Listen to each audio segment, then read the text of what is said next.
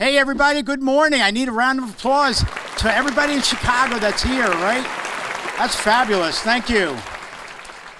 So for those that don't know me, my name is Stuart Schlossman. I'm president and founder of MS Views and News. Though this is not an MS Views and News program. This is a Yoga Moves MS program. And that's Mindy Eisenberg over there on the right, my right, your left. And she is the one that is responsible for wanting to do this event in this area for today. I want to thank our sponsors and our exhibitors. So giving you the name of our sponsors, we have TG Therapeutics, Biogen, Bristol Myers Squibb, EMD Serono, Horizon Pharmaceuticals, Novartis, Alexion, Genentech, Amneal, who's a new company that most of you have not heard about yet, and Banner Life Sciences. So let's give them a round of applause for supporting this event. Fabulous. All right, next we have Dr. Voci. Dr. Voci is the head of the medical advisory board, I guess, of Yoga Moves MS, all right? He's gonna come up here and speak with you, so come on up. Thank you.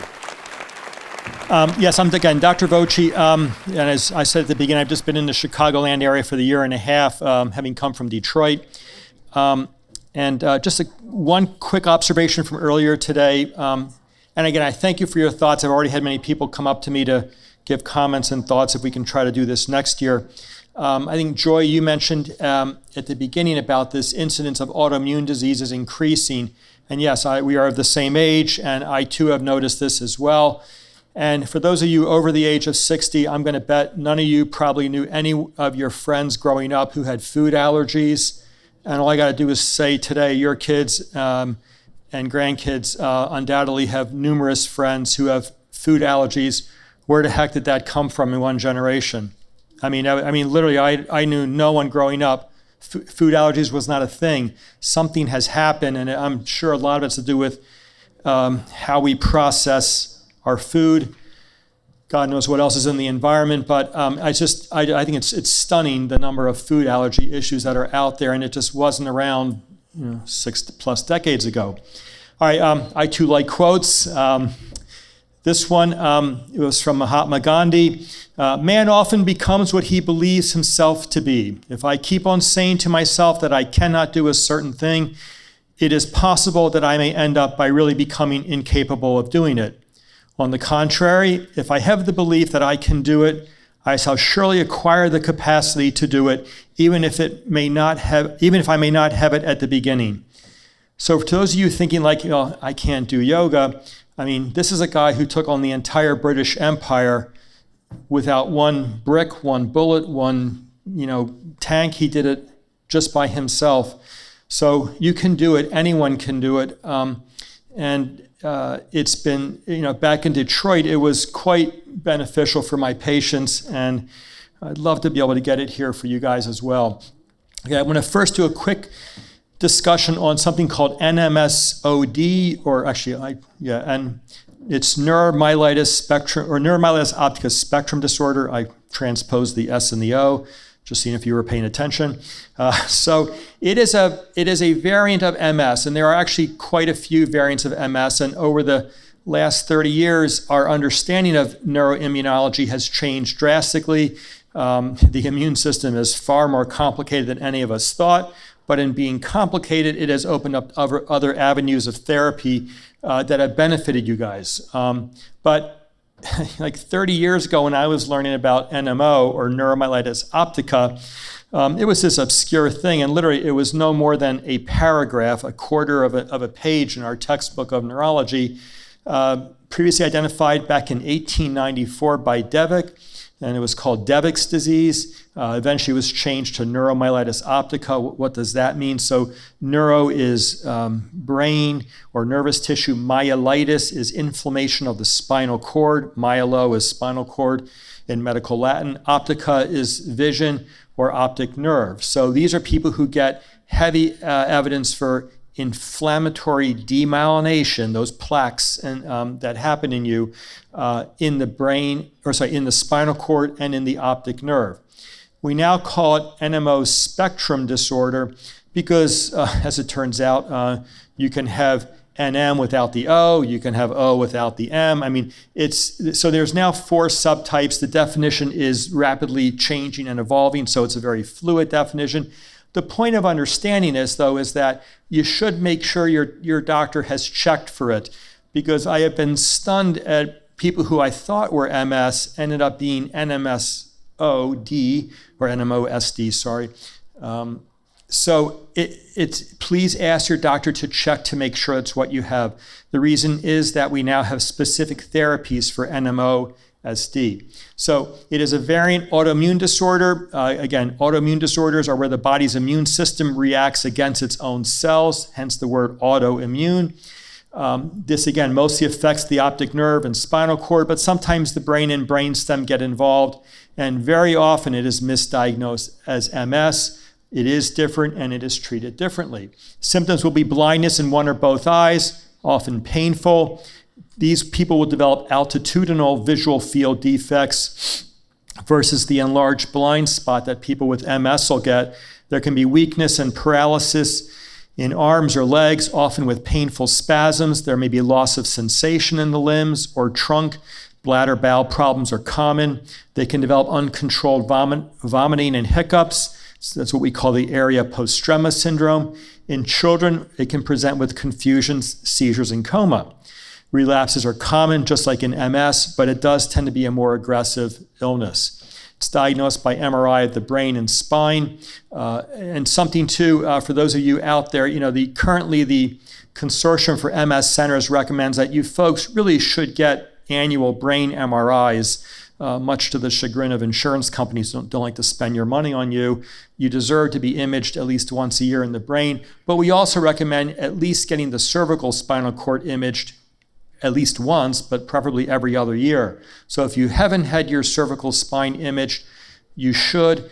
Having lesions in the cervical spine will place you in a higher risk category, which means you need to be under closer surveillance. We will also try to diagnose NMOSD through a lumbar puncture, but there is now a blood test. So that's why I'm saying ask your doctor, because it's a simple blood test for what's called the aquaporin 4 immunoglobulin antibody, or AQ4 IgG antibody. But just ask for the aquaporin test. And your doctor should be able to order for you. Even if you think you just have standard MS, we do advise getting it checked. It is unfortunately only positive in 70% of cases, hence that's why we call it a spectrum disorder. It's still a clinical judgment in the other 30%. All right, we treat it with the acute exacerbations like we do with MS, with high-dose steroids or plasma exchange, but it tends not to be as responsive to steroids, unfortunately, hence the use of plasma exchange. But there are now 4 medications, and I'm going to thank some of the folks who are present to help sponsor this event, manufacture these products. These are monoclonal antibody therapies. Monoclonal antibody therapies are quite safe, which is why we like them, and again, quite good at closing down NMOSD. This includes eculizumab, satralizumab, and inbilizumab, and these names are killing me. It's even harder to spell them than it is to pronounce them, but they are complicated names. Rituximab is often used. It's not FDA approved for this, but rituximab is more readily available. It's relatively inexpensive. There have not been formal studies, but it is generally considered to be a slower acting drug. Sometimes insurance companies make us use rituximab first, obviously because it's cheaper. They don't want to spend money on you, unfortunately. And we have to argue with them that it's, A, it's not approved, B, it's slower, and you got a bad disorder. We want to take aggressive action against it. Sometimes we have to use very potent immune suppressive drugs. These are often drugs used as chemotherapy against cancer. This will include Imuran or azathioprine, mycophenolate, Cellcept, methotrexate, a drug commonly used in rheumatoid arthritis, cyclophosphamide or Cytoxan, and there's Actemra, and IV immunoglobulin therapy. All right, so again, it's just important to be aware of this variant. It's a simple blood test, the aquaporin AQ4 IgG antibody. Wellness goes a long way to helping you, just like it does with MS. So physical therapy and physical and mental well-being will help the immune system. And just real briefly, what's new in MS? As I said earlier, 30 years ago, we had nothing. Now we have almost 30 medications. New medicines continue to be developed as we learn more and more about how the immune system works. We find newer ways to adjust and adulterate the immune system. The newest options still under study are what are called the BTK inhibitors. These work by modulating B cells and microglia, which are immune cells in the central nervous system. Also, we are looking for the development of new serum markers. These are blood tests that will allow for easier and faster identification of whether you have MS, but also how well your disease-modifying therapy is working for you. That would be a huge bonus for us. Right now, we depend upon you, your history, and MRI scans. It'd be nice to know by serum markers. Other issues that still that are big topics in MS, and this is one that I find quite both worrisome but urgent for us to figure out, and that's aging and the continued immune modification of you. These are immune modifying drugs. You need your immune system to survive, right, against infections, cancers, things like that. Well, we don't know what it means, to be, 60, 70 years plus and still be on immunosuppressive therapies. If we go back to when beta serin came out 28 years ago, let's say the average person was 30 years of age. Okay, well, they're almost 60 now. Do you keep immune suppressing someone into their 6th and 7th decade and beyond? We don't know. I mean, it's a huge problem because a lot of you out there are going to get into that thing where do you need to keep taking the medication indefinitely? And we just don't know. But it is a discussion, I call it the talk. It is the talk you have to have with your doctor about, hey, I'm 65, I haven't had a relapse in 10 years. Do we need to change course here? Does it make sense to change course here? And, it's all over the board. I've had people respond very differently. Some don't want to come off medication. Some want to go on something milder. It's just a discussion you should have. And I'm not here offering you an answer. There is no answer. Medical science has not worked on that answer, but it's an important thing to question. And this pandemic taught us a lot about, do we keep immune suppressing people when we got a severe pandemic going on? So it's an important topic to be aware of. And then finally, artificial intelligence. AI is going to infuse our lives in more ways than one, some better, some not.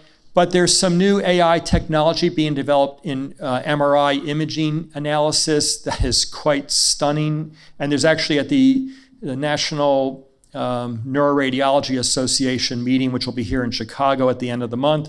There's going to be presenting some data on this. And we're only human. Radiologists, get tired. They may miss things. AI doesn't miss things. And it's quite good at measuring brain atrophy, looking at brain volume issues, and assessing disease state activity autonomously. So very neat stuff coming down the pipeline. So anyway, a lot of good stuff. I thank you all for being here. Stuart's going to conclude this. And again, thank you for your patience. I know we ran a little bit late. And again, any thoughts and ideas, I would love to be able to do this again next year and bring new speakers for you guys. Give us some topics you'd like to hear about, and we'll be happy to oblige and get you someone to help address and answer those questions you need answered. So thank you for your attention. We appreciate it. Thank you very much. Don't hang up yet. They might have questions. Does anybody have questions for the doctor? This blood test, do you know if most insurances cover it? The aquaforin one, yes, that'll be covered. Medicare, Medicaid, yes. Yeah. Can you, so a lot of people are here, they're wondering why we're talking about NMOSD.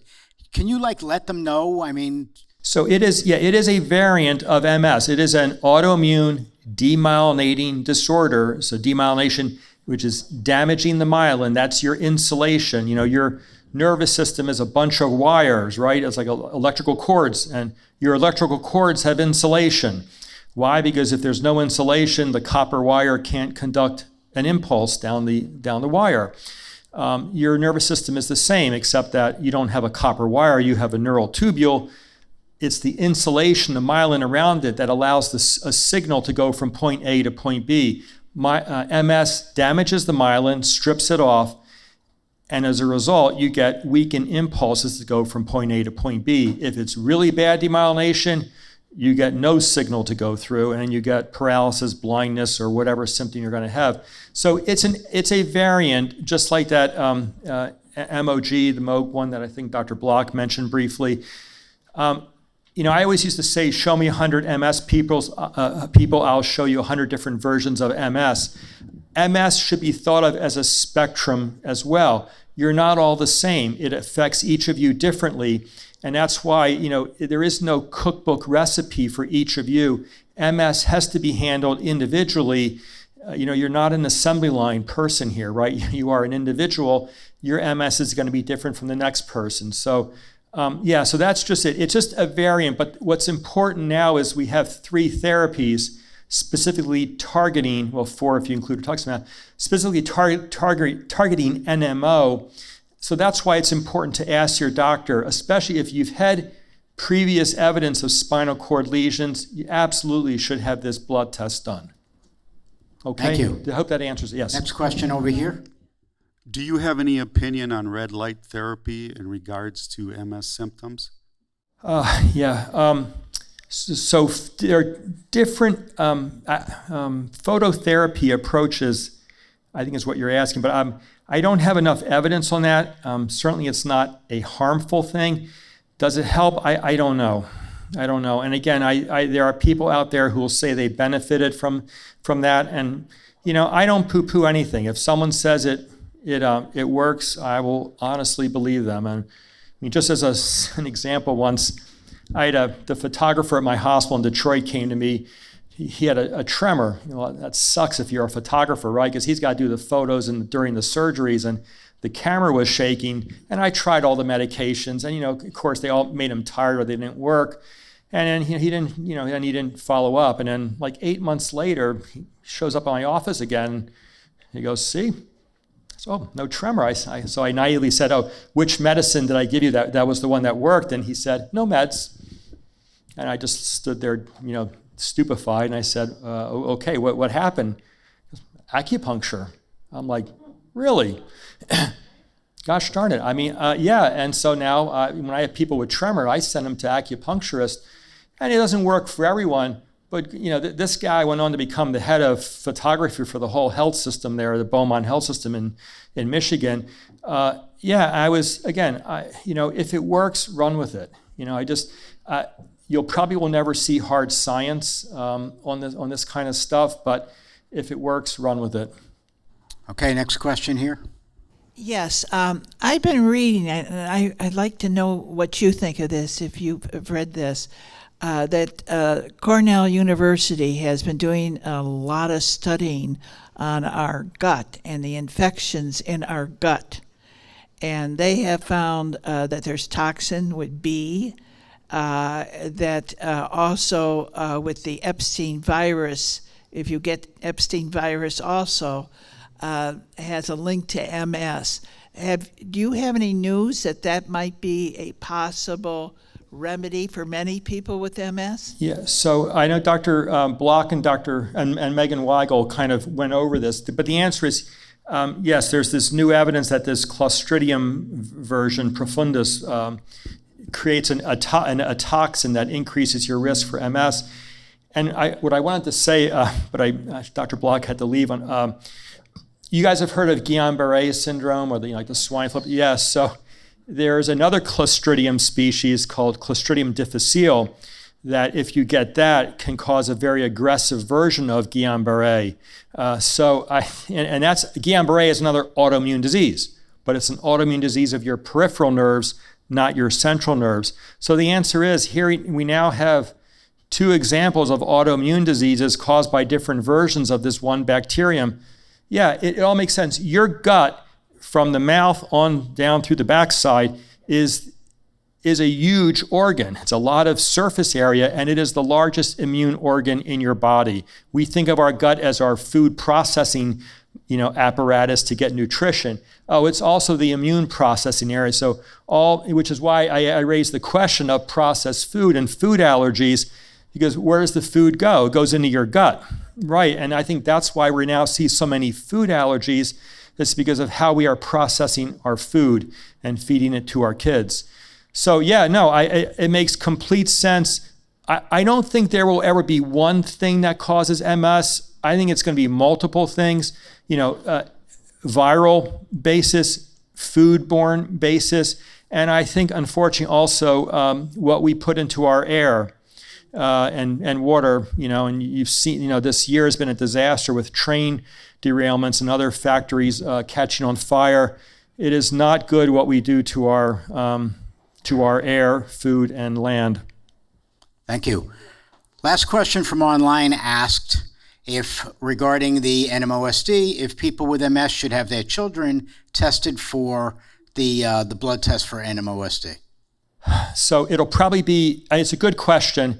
It'll probably not be possible because insurance probably will not pay for that because that individual will not have any symptoms to justify an expensive blood test. So it's an insightful question for the online person who asked that lovely question. I think in the future, it would be lovely to identify people before they became symptomatic, right? I mean, it makes sense, but it's not how insurance companies work here. But it's a great question. But no, I don't think it would slide by the insurance because you'd have to have some symptomatology to justify it. Thank you. The last question, sort of question. Have you heard of icometrics with what they're doing for the imaging of the MRIs? That is who is going to be presenting this data on Perfect. AI. We're going to be doing MRI. work with them. So awesome. That's right. Yeah, great That's technology. Right. Yes, awesome. Yes. Yeah, awesome. Good. All right, Thank you, great. Stuart. Thank you very much for everything. Thank you, folks. Today's sponsors were TG Therapeutics, Biogen, Bristol Myers Squibb, EMD Serono, Horizon, Novartis, Alexion, Genentech, Amneal, and Banner Life Sciences. And again, we want to thank all of them, right? Also, the person who created this whole thing, Mindy. I'm going to say goodbye to you all right? Have a good one. Thank you.